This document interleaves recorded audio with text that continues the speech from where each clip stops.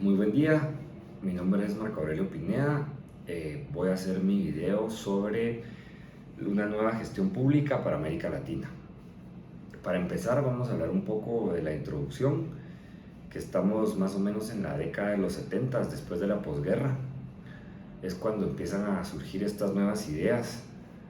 Es construir estados para enfrentar los nuevos desafíos de la sociedad postindustrial. A mediados para el siglo XXI es donde se empiezan a crear estas nuevas ideas en los diferentes estados, primero en Europa y después lo más importante, que es a lo que vamos a entrar ahorita en materia, que es América Latina. Lo que tenemos que ver es que siempre lo que está pasando en Europa es lo que viene a suceder años después a América Latina, y básicamente pues es lo que se toma como referencia para que los estados en América Latina empiecen a tener un funcionamiento parecido al que se da en Europa y pudiendo tomar también todas las leyes que se toman tanto en lo político, en lo público, como también en lo que va de la mano, que es lo mercantil y el comercio. En Europa eso es lo que empieza a cambiar en los 70s, donde se empieza a dar este cambio entre modelos entre el Estado y lo que es la economía, cómo la industria y el comercio se dan de la mano con la ayuda del Estado, con la ayuda del comercio, y se dan cuenta que esto es lo más factible y lo mejor, poder hacer de que la población, por medio de la economía, tengan una injerencia sobre el Estado y volviendo estados más sólidos, más pequeños, que no tengan tanta burocracia y que al final de cuentas den mejores resultados. Ahí mismo también se empieza a ver la fiscalización que se da de parte de la población, que es el sector económico, frente al Estado. Después de eso, en los años 80, en Latinoamérica, empiezan a venir estas tendencias. Tendencias que vienen a ser parte de poder ayudar a que se den estos cambios en América Latina. La reforma gerencial que se empieza a tratar en América Latina, que viene de Europa, tiene diferentes características. Lo primero es el profesionalismo del funcionario público, de las personas que trabajan en el Estado. Se empezó a tomar muy en cuenta que las personas que trabajan en el Estado pues deberían o deben de tener estudios, deben de tener ciertas características para poder trabajar en los puestos del Estado donde a ellos les interesa o donde ellos puedan adecuarse para poder hacer una mejor gestión en el Estado. Y también por ir quitando un poco de lo que es la burocracia, que era el problema que ha tenido el mundo en general, y América Latina lo ha vivido en las últimas décadas, que hay demasiada burocracia para poder hacer procesos tan lentos. Como lo dije anteriormente, esto se debía a muchas características, pero una de ellas es el profesionalismo. Teníamos muy pocos profesionales que pudieran saber de muchos temas en general a nivel del Estado. Entonces, la reforma gerencial da eso, busca que las políticas que se implementan dentro del Estado sean manejadas por personas que tengan la habilidad y la capacidad y el estudio, la preparación necesaria para poder darle un mejor servicio a la población y hacer mejor su trabajo. La administración pública debe ser transparente y sus administradores deben ser responsabilizados democráticamente ante la sociedad. Al igual que pasó en Europa, lo que pasaba en América Latina es que el administrador público era el todopoderoso.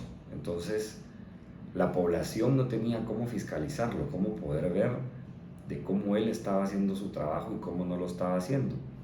Entonces, la administración gerencial lo que abre estas puertas es poder darle este acceso a la población para poder poder fiscalizar de mejor manera a los funcionarios públicos y poder ver que el gobierno esté acorde y trabajando conforme lo que requiere la población.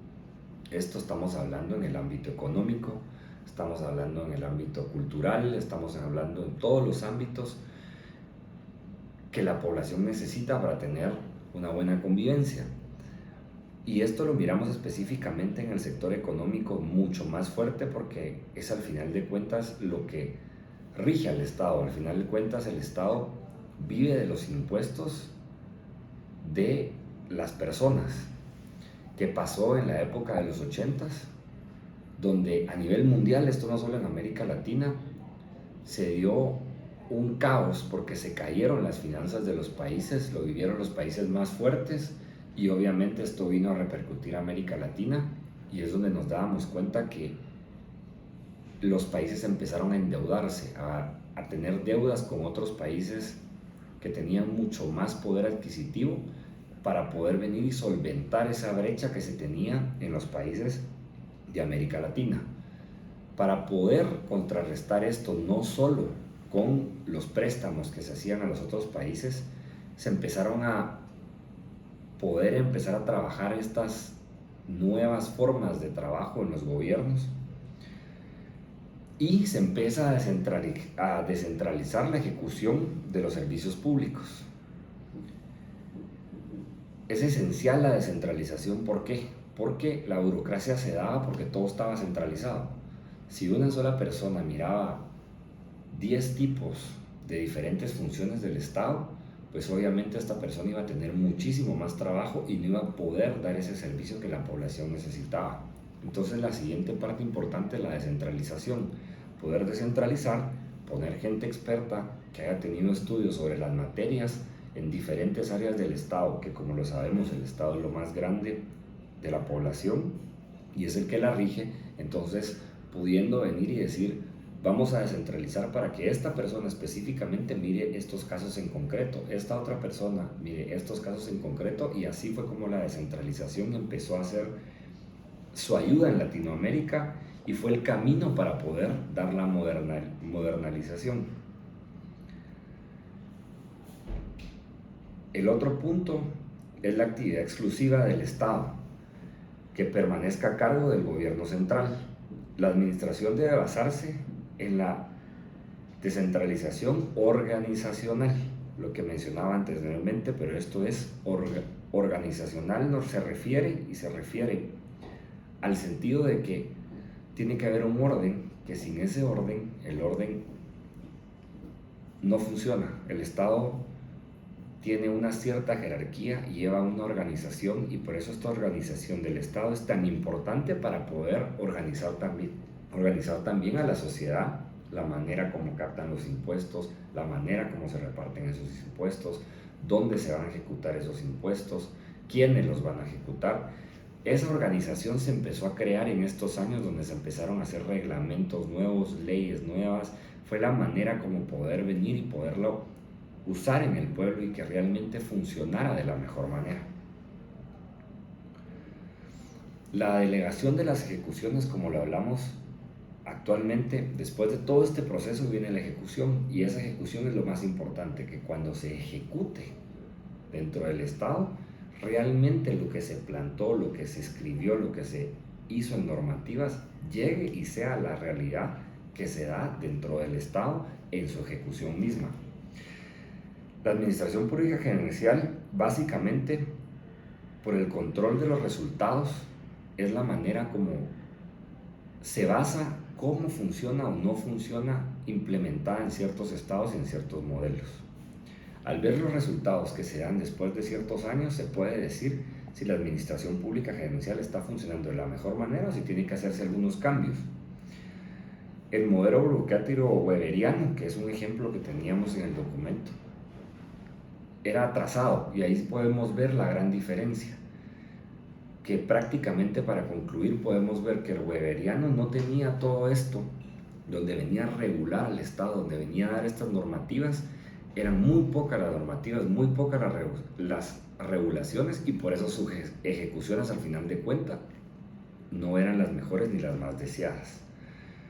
Para terminar, la mayor autonomía gerencial de las agencias y los gestores debe ser completamente con nuevas formas de control, Y ahí vamos al mundo actual, donde las nuevas formas de control van cambiando con el tiempo y esto lo va dando la población misma.